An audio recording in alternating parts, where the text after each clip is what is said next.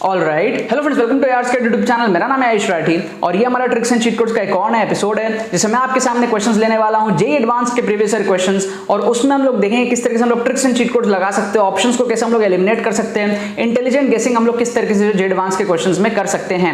कई बार क्या होता है, आपको 10, 15, 20 नंबर बढ़ाने की जरूरत पड़ती है एग्जाम के अंदर में, ताकि आपका जो मार्क्स है वो थोड़ा सा बढ़ सके, ताकि आपको जो भी आपके डिजायर्ड कॉलेजेस हैं, डिजायर्ड आपके जो है ब्रांचेस हैं, वो सारी चीजें आपको जो है मिल पाए, डिजायर्ड आपके रैंक आ पाए। कई बार ऐसा होता है कि आपको पता होता है कि आपको 15-20 नंबर और चाहिए जिससे कि आपका एग्जाम क्रैक हो सकता है, तो आपको वहां पर उस सिचुएशंस में क्वेश्चंस को अटेम्प्ट लेने पड़ते हैं, अपने नंबर को आपको बढ़ाना पड़ता है। जेईई एडवांस एक बहुत ही इंपॉर्टेंट एग्जाम है, बहुत ही टफ कॉम्पिटिटिव एग्जाम है, तो उसको आप लोग ये मत समझना कि आप लोग तुक्के ट्रिक्स के बलबूते जो उसको क्रैक कर लोगे। बट हाँ, डेफिनेटली अगर आपको थोड़े बहुत नंबर बढ़ाने हैं, 10, 15, 20 नंबर अगर आपको बढ़ाने हैं जेईई एडवांस के अंदर में, तो ही आपके कुछ क्वेश्चंस में जो है ट्रिक्स एंड चीट कोड जो है काम आ सकते हैं। ठीक है, तो आपको पॉजिटिव इंटेंशन के साथ में इस वीडियो को देखना है, आपको मेहनत करते रहनी है। मेहनत करने के बाद में अगर थोड़े बहुत नंबर आपको जो है बढ़ाने हैं, कुछ क्वेश्चंस में अगर आपको जो है हेल्प चाहिए, तो आपको tricks and cheat codes definitely help कर सकता है। ठीक है, तो जल्दी से वीडियो को लाइक करके चैनल को सब्सक्राइब करके यार स्क्वाड का हिस्सा बन जाओ। उम्मीद करते हैं कि आपको ये वीडियो पसंद आएगी।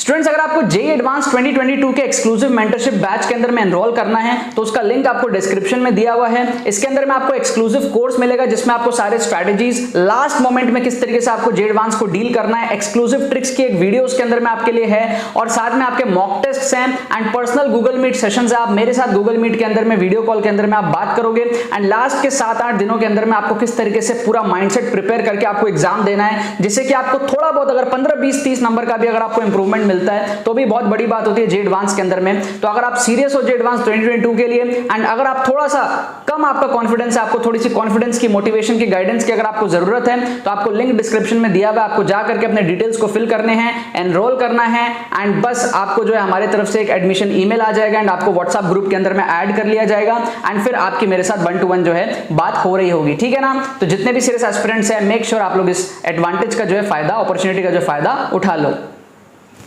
तो देखो यहाँ पर मैंने आपके सामने दोबारा से क्वेश्चंस लिया है जेईई एडवांस के प्रीवियस ईयर क्वेश्चंस, और इसके अंदर हम लोग देखेंगे किस तरीके से हम लोग ट्रिक्स एंड चीट कोड्स लगा सकते हैं, जाली जुगाड़ टेक्निक्स किस तरीके से लगा सकते हैं, ऑप्शंस को किस तरीके से एलिमिनेट कर सकते हैं, तुक्का किस तरीके से मार सकते हैं, ये सारी चीज़ें हम लोग यहाँ पर जो है देखने वाले हैं। हमारी पूरी की पूरी सीरीज चल रही है, आपको डिस्क्रिप्शन में प्लेलिस्ट का लिंक मिल जाएगा, पास्ट के सारे एपिसोड्स जो हैं वो आपको प्लेलिस्ट के अंदर में अपडेटेड दिख जाएंगे, और फ्यूचर में आने वाले सारे एपिसोड्स भी आपको प्लेलिस्ट के अंदर में दिख जाएंगे। जेईई एडवांस में ट्रिक्स एंड चीट कोड्स बहुत ही कम अप्लाई होता है, आप इसके भरोसे बहुत ज़्यादा मत रहना बिल्कुल भी। अगर आप ये सोच रहे हो कि ट्रिक्स एंड चीट कोड से आप बहुत ज़्यादा नंबर बढ़ा लोगे, बिल्कुल भी नहीं बढ़ा पाओगे। जेईई एडवांस में 10, 15, 20 नंबर ये मैक्सिमम है, इससे ज़्यादा आप किसी हाल में जेईई एडवांस के अंदर में आप ट्रिक्स एंड चीट कोड से नहीं बढ़ा पाओगे नंबर। कोई भी अगर आपको कहता है कि आप 50, 60, 70 नंबर बढ़ा लोगे जेईई एडवांस से, वो आपको झूठ कह रहा है। ठीक है, तो आपको पढ़ाई पर फोकस करना है। कुछ क्वेश्चंस के लिए आप जो है ट्रिक्स एंड चीट कोड्स के थोड़े बहुत फंडामेंटल्स को सीख सकते हो। ठीक है, कुछ नया नहीं है। ट्रिक्स एंड चीट कोड्स अगर आप मेरे देख रहे हो, पिछले आप काफ़ी टाइम से अगर आप देख रहे हो, जेईई मेन के टाइम पे अगर आपने देखा है, तो वही सारे basic tricks and cheat codes होते हैं जो जेईई एडवांस में भी अप्लाई होता है। ऐसा जेईई एडवांस में कोई special tricks and cheat codes नहीं होता जो सिर्फ जेईई एडवांस में अप्लाई हो, राइट। जो बेसिक फंडामेंटल्स हैं वही हमारे ट्रिक्स एंड चीट कोड्स के जेईई एडवांस के अंदर में भी अप्लाई होते हैं। तो यहाँ पर आपके सामने 4 क्वेश्चन मैंने ले लिया है प्रीवियस ईयर का। इस 4 क्वेश्चन में हम लोग देखेंगे किस तरीके से हम लोग ट्रिक्स एंड चीट कोड्स लगाने वाले हैं। यहाँ पर जो हमारा YouTube का फ्री प्लेलिस्ट चल रहा है, इसमें हम लोग थोड़े पुराने क्वेश्चंस देख रहे हैं। अगर आपको लेटेस्ट क्वेश्चंस देखना है, ठीक है, लेटेस्ट लास्ट 2-3 सालों के क्वेश्चंस अगर आपको देखने हैं, तो आप लोग एक्सक्लूसिव कोर्स ज्वाइन कर सकते हो, जिसका लिंक आपको डिस्क्रिप्शन में मिलेगा। जेईई एडवांस 2022 का जो एक्सक्लूसिव मेंटरशिप कोर्स है, जिसमें ट्रिक्स की वीडियो है, सारे बच्चों को कल मिलने वाली है, तो आप एनरोल कर सकते हो अभी भी उसके अंदर में। और उसके अंदर में आपको टोटल 6 वीडियोज मिलेंगी, 5 मेंटरशिप की वीडियोस और एक आपको जो है ट्रिक्स की वीडियो मिलेगी, जो कि कल सारे बच्चों को मिलने वाली है। साथ में उसके अंदर में आपको मॉक टेस्ट मिलेंगे, 3 मॉक टेस्ट मिलेंगे जिसको आप प्रैक्टिस कर सकते हो, राइट। एंड उसके साथ में आपके गूगल मीट सेशंस होते हैं मेरे साथ, तो आपका प्रॉपर माइंडसेट जो है जेईई एडवांस के पहले आप प्रॉपर माइंडसेट में आप एग्जाम देने जाओगे, आप मेरे साथ कनेक्टेड रहोगे। Last moment tips, strategies, mindset framing की जो एक काम होता है कि माइंडसेट आपका किस तरीके से जब आप एग्जाम में जा रहे हो, वो बहुत ज़्यादा इंपॉर्टेंट होता है। तो अगर आप मेरे साथ मेरे मेंटरशिप के अंडर में अगर आप जेईई एडवांस का एग्जाम देना चाहते हो, तो आप एक्सक्लूसिव कोर्सेज के अंदर में एनरोल कर सकते हो, आपको लिंक डिस्क्रिप्शन में मिल जाएगा, राइट। अब हम लोग यहाँ पर बात करते हैं इस 4 क्वेश्चन की। तो यहाँ पर हम क्या करते हैं, एक छोटा सा इस तरीके से एक चार्ट बना लेते हैं। चार्ट बनाने से क्या होगा, एक आसानी हो जाती है, हमको एक क्लैरिटी मिल जाती है कि हमको इस 4 क्वेश्चन में तुक्का लगाना है। ठीक है, अच्छा सबसे पहले तो आप फर्स्ट क्वेश्चन देखो, हमको बोल रहा है मिनिमम वैल्यू चाहिए। ठीक है, तो एक तो हमारा क्या फंडा काम आता है, यहाँ पर 2 वैल्यू नेगेटिव है। अगर आपने मेरे वीडियोस देख रखे हैं तो मैंने आप लोगों को बताया है कि भाई अगर 3 वैल्यू पॉजिटिव हो 1 नेगेटिव हो तो हमको पॉजिटिव वैल्यू को प्रेफर करना है, अगर 3 वैल्यू नेगेटिव हो 1 पॉजिटिव हो तो हमको नेगेटिव वैल्यू को प्रेफर करना है। ये हमको सबको समझ में आ जाता है, जो चीज़ ज़्यादा बार होती है तो उसको प्रेफर करते हैं, लेकिन 2 बार अगर पॉजिटिव हो और 2 बार नेगेटिव हो तो ऐसे केसेस में भी नेगेटिव को ही प्रेफर करना है, क्योंकि यहां पर देखो 2 पॉजिटिव 2 नेगेटिव है, दोनों बराबर है, लेकिन फिर भी हमको नेगेटिव को ही प्रेफर करना है। इसके पीछे का थॉट क्या था यार, सिंपल सा थॉट था कि भाई जनरली 90% जो क्वेश्चंस होते हैं, 90% जो क्वेश्चंस होते हैं जिसमें पॉजिटिव ऑप्शंस होते हैं, चारों के चारों पॉजिटिव ऑप्शंस होते हैं। ठीक है, कुछ क्वेश्चंस ऐसे होते हैं जब टीचर को थोड़ी सी चुल मचती है, वो थोड़ा थोड़ा नेगेटिव ऑप्शन एक एक डाल देता है। ठीक है, लेकिन जब टीचर को ज्यादा चुल मच गई है, उसने 2 ऑप्शन नेगेटिव डाल दिया है 2 पॉजिटिव के सामने, जैसे कि यहाँ पर 2 पॉजिटिव के सामने 2 नेगेटिव उसने डाल दिया है, तो ऐसे केसेस में थोड़ा चांसेस बढ़ जाता है नेगेटिव आंसर होने का,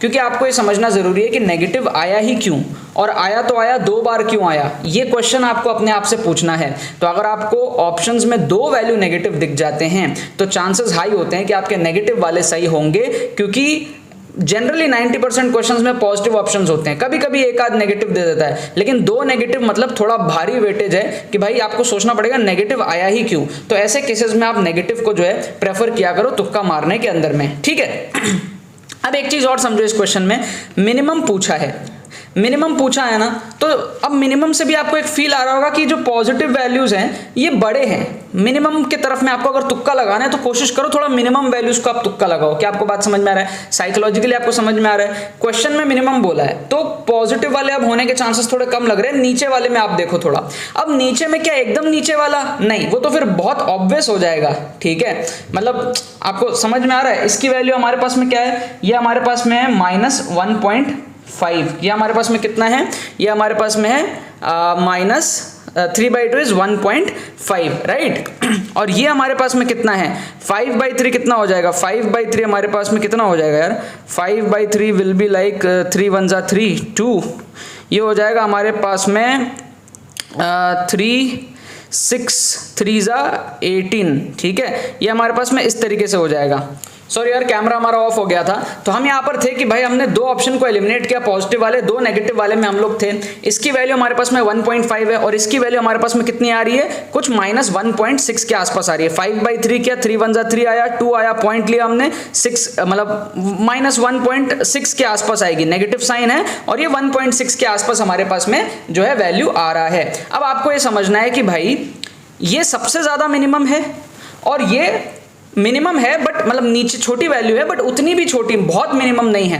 तो सबसे ज्यादा मिनिमम तो एक बट ऑब्वियस हो गया ना यार, बहुत ऑब्वियस हो गया। मतलब आपको सबसे ज्यादा मिनिमम को तुक्का नहीं लगाना, आपको ए को यहां पर जो है तुक्का लगाना है। अगर आप साइकोलॉजिकली समझोगे तो जब ऑप्शंस क्रिएट होते हैं तो उस मेंटालिटी को आप समझो। जब टीचर ऑप्शंस बना रहा होता है तो उसको पता होता है ना कि उसने 4 वैल्यू डाली है, सपोज कर लो 4 3 2 1, ठीक है, तो उसको मन नहीं करेगा, अगर 1 उसका मिनिमम है ना तो कोशिश करेगा 1 से छोटा एक और 0 डाल दे, समझ रहे हो, और बीच में से कुछ उड़ा दे। मतलब मिनिमम पूछा है तो चारों ऑप्शन में सबसे ज्यादा मिनिमम होने के चांसेस भी कम होते हैं। साइकोलॉजिकली आपको समझना पड़ेगा, टीचर जब ऑप्शन बनाता है तो उसको 2 वैल्यू तो यहाँ पर पॉजिटिव थे, बड़े हमने काट दिए, 2 जो मिनिमम थे उसमें भी सबसे ज्यादा मिनिमम वाला करेक्ट होने के चांसेस कम है। क्योंकि ना जब ऑप्शंस वो बना रहा होगा ना तो उसको ऐसी फीलिंग आएगी कि यार मिनिमम पूछा है और मेरा आंसर में भी 4 ऑप्शन में सबसे मिनिमम वाला ही हमारा करेक्ट है, तो वो कोशिश करेगा उससे भी मिनिमम एक और वैल्यू दे दे, आपको थोड़ा सा साइकोलॉजिकली कंफ्यूज करने के लिए। क्या वो बात समझ में आ रही है? ठीक है, आपको ऑप्शंस क्रिएट कैसे होते हैं, ऑप्शंस बनते कैसे, वो चीज आपको समझना पड़ेगा। दोबारा से बोल रहा हूं, पॉजिटिव वाले को हमने हटाया, नेगेटिव वाले मिनिमम में से आ सकते हैं, लेकिन सबसे ज्यादा मिनिमम को मत मार्क करो। साइकोलॉजिकली सबसे ज्यादा मिनिमम होने के इस क्वेश्चन में चांसेस कम है, क्योंकि जब टीचर ऑप्शंस बनाएगा तो मिनिमम में जो ऑप्शन वो डालेगा वो एकदम मिनिमम में चारों में से नहीं होगा, वो कहीं ना कहीं बीच में उसको छुपाने की वो ट्राई करेगा। अगर आपने मेरे पिछले कुछ एपिसोड्स भी देखे तो हम एक्सट्रीम ऑप्शंस के फंडे के बारे में बात करते हैं, तो आप इसको उस एंगल से भी सोच सकते हो कि सबसे ज्यादा छोटी वैल्यू को हम तुक्का नहीं लगाएंगे, क्योंकि उसके होने के आंसर के होने के चांसेस थोड़े से कम होते हैं। क्या आपको बात समझ में आ रही है? नेक्स्ट क्वेश्चन में हम क्या करेंगे, जैसे आप यहां पर देखो P plus Q, P plus R, Q plus R, 2R। तो इसको तो आप काट दो ऑड वन आउट, है ना। टीचर हमें जिन ऑप्शंस में कंफ्यूज करने का ट्राई करता है, करेक्ट आंसर उसी में से छुपा होता है। टीचर हमें जिन ऑप्शंस में कंफ्यूज करने का ट्राई करता है, करेक्ट आंसर उसी में से छुपा होता है। तो ये तीन ऑप्शन क्या है, सिमिलर दिख रहे हैं, ये बड़ा अलग सा दिख रहा है, इसको काट दो। उसके बाद में भी आप देखोगे तो ये स्टार्टिंग देखो, आप हमेशा स्टार्टिंग देखा करो। साइन पी 2 बार ऐसे स्टार्ट हो रहा है, P plus Q, P plus R, ठीक है। तो स्टार्टिंग वाले को आप प्रेफर दो, ठीक है। P से 2 बार स्टार्ट हो रहे हैं, तो कोशिश करो आप A और B में से तुक्का लगाने का, आपके सही होने के चांसेस जो है वो ज्यादा होंगे, ठीक है। तो स्टार्टिंग आप देखा करो किस तरीके से ऑप्शन स्टार्ट हो रहे हैं, sine P plus Q, sine P plus R. तो कहीं ना कहीं टीचर के दिमाग में 2 बार ऐसा P घूम रहा है, ठीक है। तो जब ऑप्शंस क्रिएट होता है तो उसके दिमाग में 2 बार ऐसा P घूम रहा था, P प्लस समथिंग। तो आप भी कोशिश करो कि अगर आपको तुक्का लगाना है तो आप उन दोनों में से लगाओ, आपके सही होने के चांसेस बढ़ जाएंगे, ठीक है। देखो आपको ये ट्रिक्स एंड चीट कोड्स तभी अप्लाई करना है जब आपको समझ में आ रहा है कि भाई देखो आप जितना भी क्वेश्चन सॉल्व कर रहे हो उससे आपको IIT में सीट नहीं मिलने वाली है, तो वैसे भी आप हारने वाले हो, तो आपको वहां पर ट्राई करना है कि थोड़े 10, 15, 20 नंबर आप बढ़ा सको, ताकि आप जो है उस जो बैरियर है आपका एग्जाम के टाइम पे आपको जो फील हो रहा है उसको आप ओवरकम कर पाओ, ठीक है। अदरवाइज आपको ट्रिक्स एंड चीट कोड नहीं लगाना है यार। कोई बच्चा अगर ऐसा सोचता है कि भाई हमारे तो नेगेटिव हो जाएंगे, तो आप मत लगाओ ना यार, आपको लगाने कौन बोला है। अगर आपको लग रहा है आपके जितने मार्क्स आ रहे हैं उससे आपको IIT में सीट मिल जाएगी, तो आप क्यों ये चीज करोगे। ये चीज तो उनके लिए है जिनको लग रहा है कि भाई IIT में सीट नहीं मिलेगी, थोड़े नंबर बढ़ाने की जरूरत है, तो उनको ये रिस्क लेना है, उनको ये रिस्क मैनेजमेंट समझना है। क्या आपको बात समझ में आ रही है। 10, 15, 20 नंबर से ज्यादा आप इसको नहीं बढ़ा पाओगे जी एडवांस में। बहुत सिलेक्टेड क्वेश्चंस में हमारे ट्रिक्स एंड चीट कोड लगेंगे, इस बात को दिमाग में अपने बैठाए रखना, राइट। ओके, अब आते हैं हम लोग यहां पर इस क्वेश्चन में। The common tangents to the circle, this and the parabola touch the circle। तो क्या इसमें आप डायग्राम अप्रोच लगा लो, ड्राइंग बना लो आप इसका, ठीक है। तो क्या करते हैं हम सबसे पहले इसको क्या करते हैं, एक ड्राइंग बना लेते हैं। 1 2 3 4 1 2 3 4 1 2 3 4 1 2 3 4, ठीक है।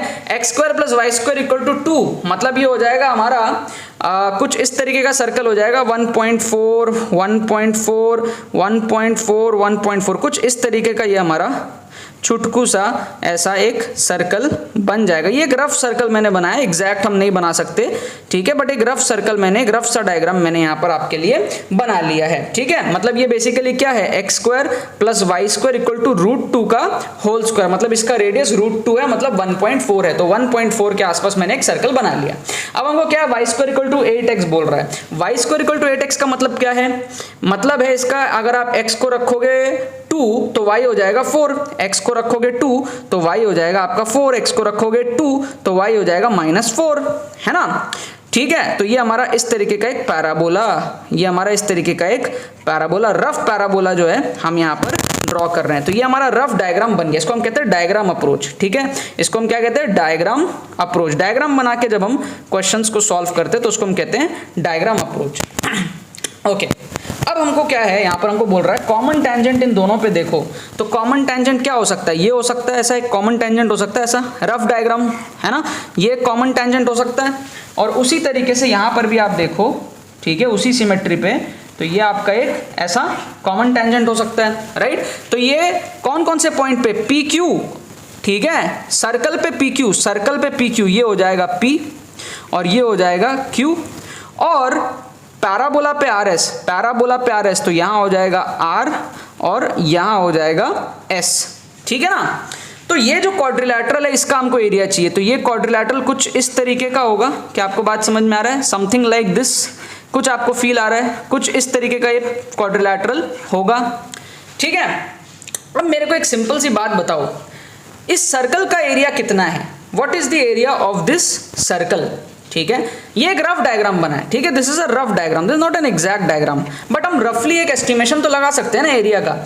सर्कल का एरिया कितना है, पाई आर स्क्वायर, सर्कल का area is pi R square, pi का वैल्यू है 3.14 और आर स्क्वायर का वैल्यू है 2, तो 3.14 इंटू 2 दिस इज 6.28। तो सर्कल का एरिया कितना है, पाई आर स्क्वायर 6 के आसपास आप इसको मान लो। अब मेरे को एक सिंपल सा बात बताओ, अगर सर्कल का एरिया 6 है तो ये क्वाड्रिलैटरल क्या 6 हो सकता है, नहीं।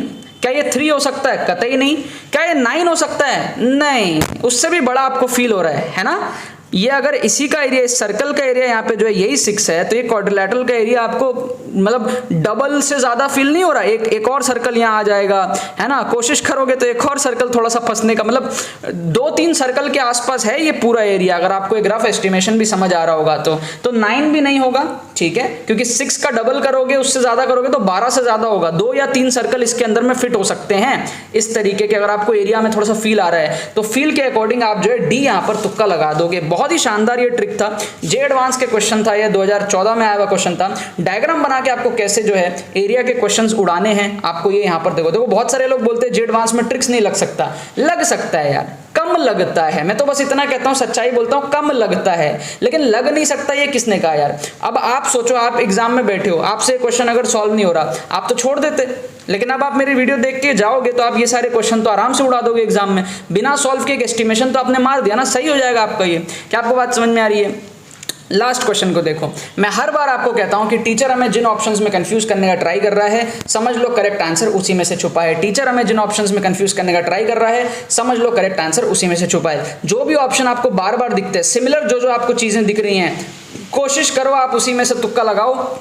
अगर आपको अपने तुक्के के सही होने की प्रोबेबिलिटी को, एक्यूरेसी को बढ़ाना है तो आपको क्या करना पड़ेगा, जो चीज बार बार दिख रही है उस पर तुक्का लगाना पड़ेगा। तो यहां आप देखो, आपको 14x, 14x और 14x 3 बार दिख रहा है, तो आपको क्या करना है, 14x को प्रायोरिटी में रखना है। क्या आपको बात समझ में आ रही है? फिर आप देखोगे तो आपको 2y 2y 2y 3 बार दिख रहा है, तो आपको 2y को प्रायोरिटी में रखना है। -14x को मत रखो प्रायोरिटी में क्योंकि एक ही बार है, -2y को मत रखो क्योंकि एक ही बार है। फिर आप देखोगे तो आपको 15z 15z 15z 3 बार दिखेगा, तो -15z को मत रखो प्रायोरिटी में क्योंकि सिर्फ एक ही बार है। क्या आपको बात समझ में आ रहा है? जो चीज बार बार दिख रही है, 14x 3 बार दिख रहा है ना, तो 14x के आंसर में होने के चांसेस ज्यादा हैं। 2y 3 बार दिख रहा है ना, तो 2y के आंसर में होने के चांसेस ज्यादा हैं। 15z 3 बार दिख रहा है ना, तो 15z के आंसर में होने के चांसेस ज्यादा हैं। तो कुल मिला के आप देखोगे तो ऑप्शन डी के होने के चांसेस सबसे ज्यादा हैं, क्योंकि तीन अंडरलाइन आ गया, यहाँ 2 अंडरलाइन है, यहाँ 2 है, यहाँ 2 है, इसमें तीनों में अंडरलाइन है। तो कोशिश करो कि आप ऑप्शन डी को यहाँ पर तुक्का मारो, सही होने के चांसेस आपके जो है बढ़ जाएंगे। ठीक है, हमको देखो यार प्रोबेबिलिटी के साथ में खेलना रहता है। अगर आपको ट्रिक्स एंड चीट कोड लगाना है तो आपको पता होना चाहिए कि आप नेगेटिव मार्किंग की जो प्रोबेबिलिटी उसको आप कैसे मैनेज करोगे। अगर आपको उसकी समझ नहीं है, ट्रिक्स एंड चीट कोड आपके लिए बेकार है, आप कर ही नहीं पाओगे। ठीक है, आपको ये फील हर वक्त होना चाहिए कि आप जितने नेगेटिव कर रहे हो उससे ज्यादा आप जो है पॉजिटिव कर रहे हो, आपका स्कोर पॉजिटिव रीजन में जा रहा है। अगर आप मेरे अप्रोच को फॉलो करके आप ट्रिक्स एंड चीट कोड्स लगाओगे तो डेफिनेटली आपका स्कोर जो है पॉजिटिव की तरफ जाएगा। ठीक है, इसका जो करेक्ट आंसर था इस 4 क्वेश्चन का मैं आपको बता दूं, AADD ये 4 हमारे करेक्ट आंसर के दिए हुए हैं। फर्स्ट का हमको दिया हुआ है A, सेकंड का दिया हुआ है A, ठीक है, थर्ड का हमको दिया हुआ है D एंड फोर्थ का हमको दिया हुआ है D। ठीक है, ये करेक्ट आंसर के दिया हुआ है, मैंने सॉल्व करके देखा नहीं है यार, आप लोग वेरीफाई कर लेना। कभी कभी ना बुक में आंसर की गलत रहती है, तो मैं भी कभी कभी हो सकता है मैं आपको आके गलत बता दूं वीडियो में, क्योंकि मैं सॉल्व करके मतलब पूरा एग्जैक्ट सोल्यूशन से मैं वेरीफाई नहीं करता, मैं ट्रिक्स एंड चीट कोड लगा के आंसर की देख के आपके सामने वीडियो बनाता हूँ। तो आप लोग अपने एंड से सॉल्व करके वेरीफाई भी कर लेना कि ये जो आंसर की है सही है या नहीं है। और एक चीज हमेशा ध्यान रखना, ट्रिक्स एंड चीट कोड्स हमेशा अप्लाई नहीं होगा। ट्रिक्स एंड चीट कोड्स आपका 10 में से 7-8 बार ही ये सारे मेथड्स आपके जो है अप्लाई होंगे, 2-3 बार फेल होते हुए आपको दिखेंगे। ठीक है, तो जिस क्वेश्चन में फेल होता है वो क्वेश्चन मैं लेता ही नहीं हूं। क्या आपको बात समझ में आ रही है? क्योंकि मेरे को तो डिमॉन्स्ट्रेट करना है ना, तो मैं आपको वही क्वेश्चंस लेके दिखाता हूं जहां पे ट्रिक्स एंड चीट कोड लग रहा है। बट इसका ये भी मतलब नहीं है कि मैं 1-1 घंटे बैठ के ट्रिक्स एंड चीट कोड सोचता हूं फिर वीडियो बनाता हूं, नहीं, करता ऑन द स्पॉट ही हूं। जिस क्वेश्चन में अप्लाई होता है मेरे से 2 से 3 मिनट के अंदर में वही क्वेश्चंस आपके सामने लेता हूं। ठीक है, अदरवाइज ऐसा नहीं है कि मैं बहुत रिसर्च करके आता हूं, नहीं, मैं एज अ स्टूडेंट सोचता हूं, एज अ स्टूडेंट ट्रिक्स लगाता हूं, जिन क्वेश्चंस में ईमानदारी से लगती है वही मैं आपके सामने जो है ले करके आता हूं। ठीक है, so tricks and cheat codes help जरूर करेंगी आपको, बट बहुत ज्यादा नहीं करेंगी आपको जो एडवांस में। ये चीज आपको जो है दिमाग में हमेशा रखना है। और ट्रिक्स एंड चीट कोड्स कई बार फेल भी होंगी, बट जो मेथड्स मैं आपको बता रहा हूं उसको फॉलो करोगे तो थोड़ा नेगेटिव होगा बट ज्यादा पॉजिटिव होगा, तो ओवरऑल आपको जो है पॉजिटिव स्कोर देखने को मिलेगा। ठीक है ना, बाकी तो बस यही बात है। तो यार आई होप आपको ट्रिक्स एंड चीट कोड्स की वीडियो पसंद आई होगी। अगर आपको ये वीडियो पसंद है तो वीडियो को लाइक करना मत भूलना और शेयर करना मत भूलना अपने बाकी सारे फ्रेंड्स के साथ में, ताकि वो भी इस प्लेटफॉर्म को मजा उठा सके। बाकी तो बस बहुत बहुत धन्यवाद मेरे साथ वीडियो में जुड़ने के लिए, बने रहिए यार।